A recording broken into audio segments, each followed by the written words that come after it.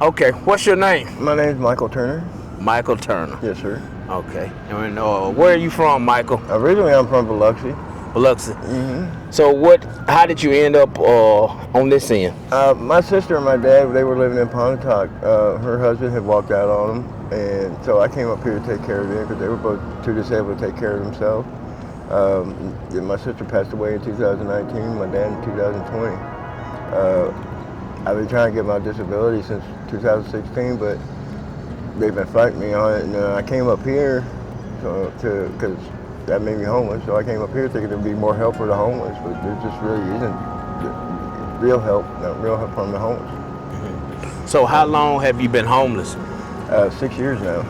6 years? Yeah. Okay. And out of those 6 years, what's been the roughest time for you? Roughest time? That was about 2 years ago. I was hanging out with some people that I thought were some friends of mine, and we kind of worked together to get through this, and they ended up stealing a bunch of my stuff, and I moved out from where we were from over there. I moved back here behind the medical place over here, and I caught one of them in my camp, and he shot me in the eye. And I ended up having to go to Memphis with emergency eye surgery. I'm blind in my left eye now. Oh, so I mean, what type of gun was it? It was a pellet gun. It was a pellet gun? Yeah, but I mean, when he pulled it out of his backpack, I thought it was real. I thought he was going to kill me. I thought for sure. I thought I was dead. For real. But when he shot it, it made me fall backwards, and I just got up and ran to the medical place. I didn't know what else to do, and then they called the ambulance and the police and everything.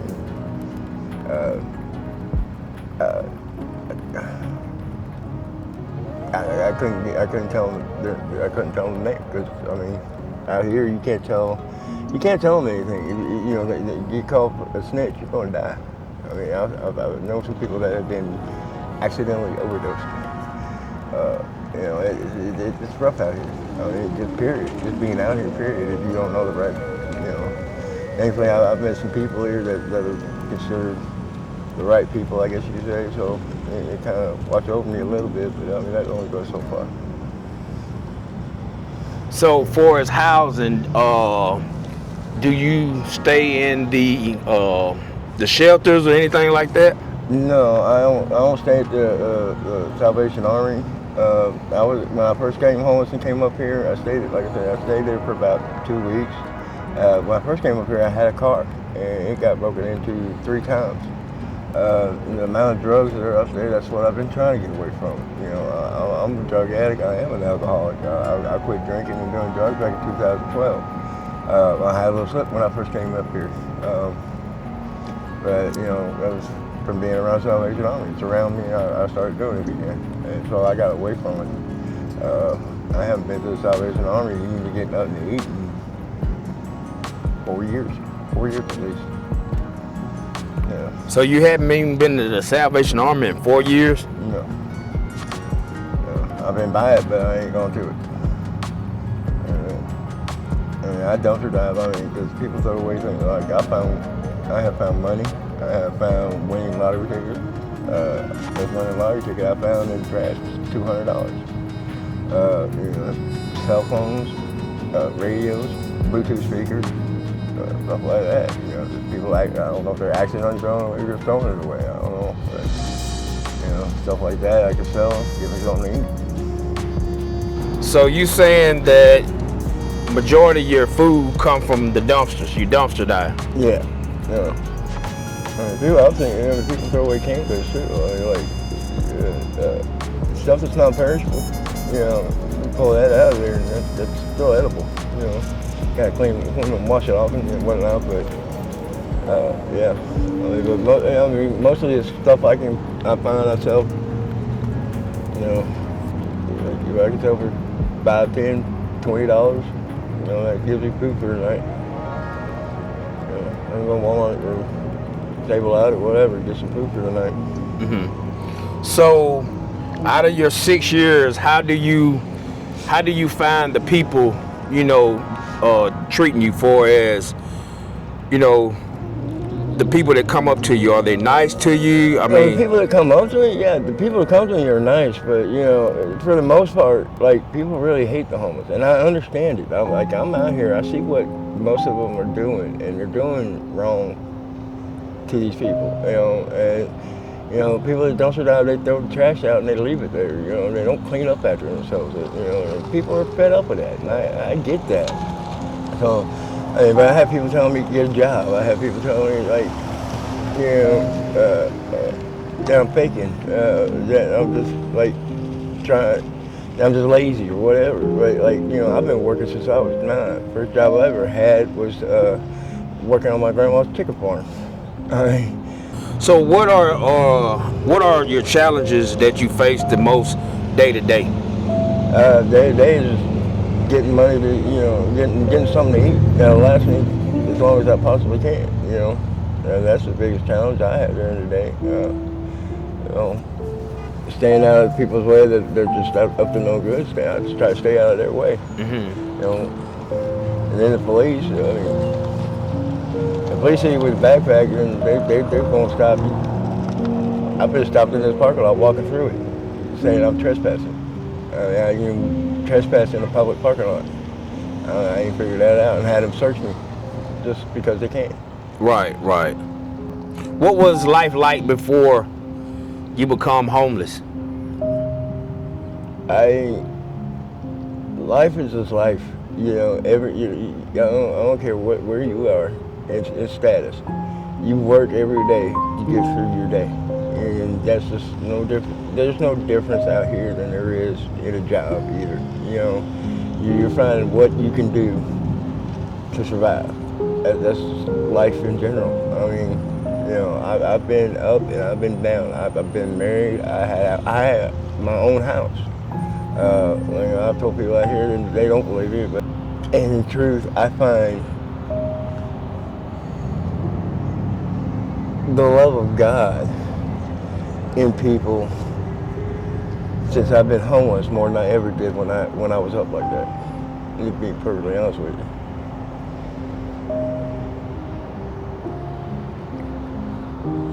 So,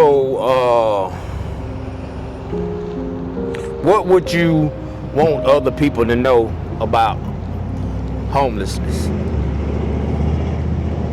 There's no help for us. We're treated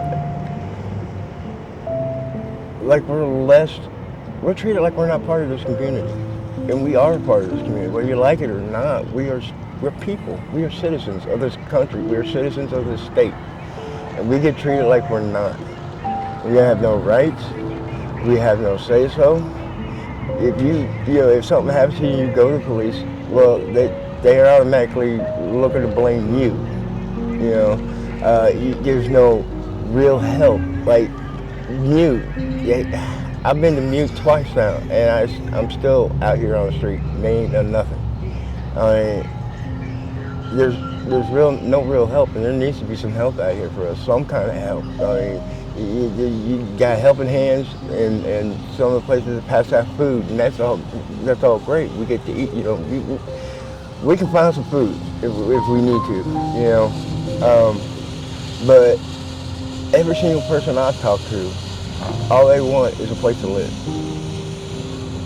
That's the one thing. The one thing I miss more than anything is a hot shower. I haven't had a hot shower. Well, it's been a couple weeks now, but that 2 weeks ago, I had a friend of mine let me take a shower at his house. That was the first hot shower I took in almost a year and a half. Really? Yeah. I bathed in the river. So you bathe in the river? Yeah.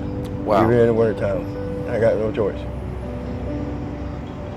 It sucks, but Right. I remember because my family's military. I've been to church my whole life, but I've heard Navy SEALs say the way you get through it is just to embrace your suck. And that's just what you got to do, embrace it, because it's gonna suck. There's gonna be days that suck so bad you just want to cry. Yeah, I understand what you're saying. Yeah, especially when the part where you said majority of the people don't look y'all as people. You know what I mean? Yeah. And you're right. You're human just like me and everybody else, and you should be treated like that. Yeah, I don't know. Because at the end of the day, no matter what your circumstances is, God still loves you regardless. Amen. People, you know, like I said, I've been through my whole life. I know God. I know God. There ain't no I believe. I know.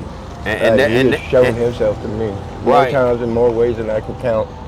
But people forget that the first shall be last and the last shall be first. Don't ever be too proud of yourself. Exactly. Be humble. Yeah, exactly. That is the main thing right there.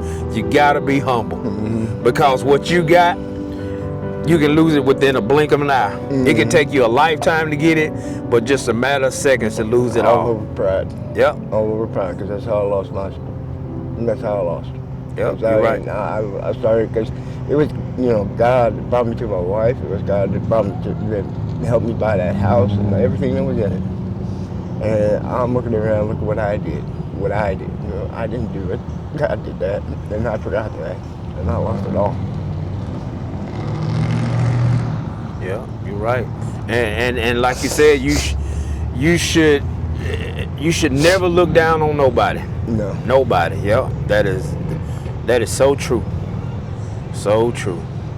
And like I said, that's my main thing, is to bring awareness, you know, let people see what's going on out here. You know, I want them to know you guys' side of the story, you know, not just judging you by what they see, you know what I'm saying? Because you got a voice too. Yeah. And that's what I want to bring forward. Yeah. Y'all guys' voice, because y'all got to be heard. You know, what you're doing is a good thing, I think. Because, I mean, people out here, we try to talk, we try to tell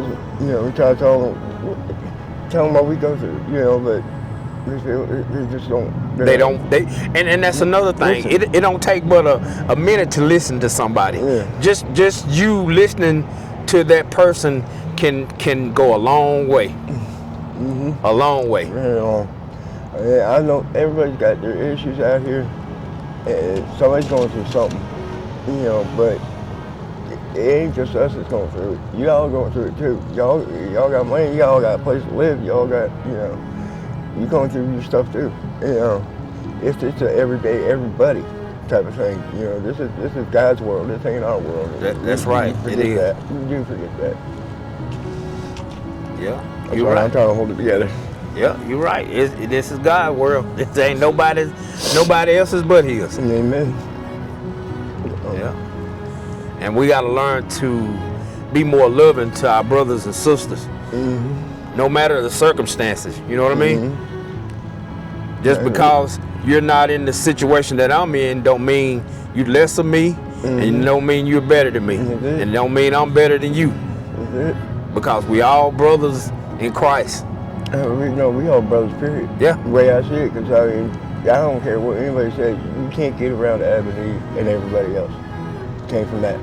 You can't get around that. Until you can get around that, people can take that masturbation crap and shove it as far as I'm concerned. Right. You know, because, I mean, we all related. Somewhere down the line. Somewhere down the line, yeah. You're right. We're connected. Yeah. Dead man. Right. You know, I know people that have broken into store sheds, broken into houses, shot people, this, that, the other. I can't tell them. And I tell everybody, even like everybody out here, I tell them, I am not by no means an anarchist. I believe in our Constitution. Totally 100% believe in it. My dad believed in it so much. He gave his entire life to it. 30 years in the Air Force. I believe in it, which means I believe that we should be policed. The police force we got these days, I'm not so, you know, I don't believe in them so much, but you know, there are laws for a reason. Exactly. Yeah, you're right. It's laws, and we gotta be governed by the laws of the land. But at the same time, the enforcers gotta be doing right as they sell. Yeah. I mean, because you do have some enforcers of the laws that break the laws. You get what I'm saying? Yeah, I know exactly what you're saying. I've seen that too. Yeah, I don't have no I- problem with laws or rules. You know what I'm saying? But at the same time, you got to be fair to everybody. I mean, Exactly. everybody. Exactly. I mean, the main line to me that's the most important line in our Constitution is that we hold these truths to be self-evident, that all men are created equal and have the right to be free in the pursuit of life, liberty, and happiness. Without infringing on your right to be free, on your right to have your life, liberty, and happiness. And if I'm not infringing on that, there can't be a law. Right. There can't be against the law. Right. You know, but Well, I do know that they did pass that where it's illegal to panhandle here, in the area. it is. Well, what it is you can't be within 20 feet of a stop sign. You can't be on the off ramps of the 45 over here. If you're holding a sign, that's an automatic felony. Okay. So I did my research and I found the House Bill 1197. And it says the main law now is the Safe Solicitation Act that took effect July the 1st, 2025. You usually need a permit. A person must get a permit from the city or the county to panhandle. Ask for money or donation in public. The permit can cost up to $25 depending on the city. It usually applies to a specific location or intersection. It also says you cannot panhandle in roadways or medians where traffic is moving. At busy intersection, if it's unsafe, within about 100 feet of banks or ATMs, schools during school hours, churches during service, anywhere that blocks sidewalks or entries. So as me and Michael get ready to end our conversation, my wife went and bought him some food and a couple of things from Walmart.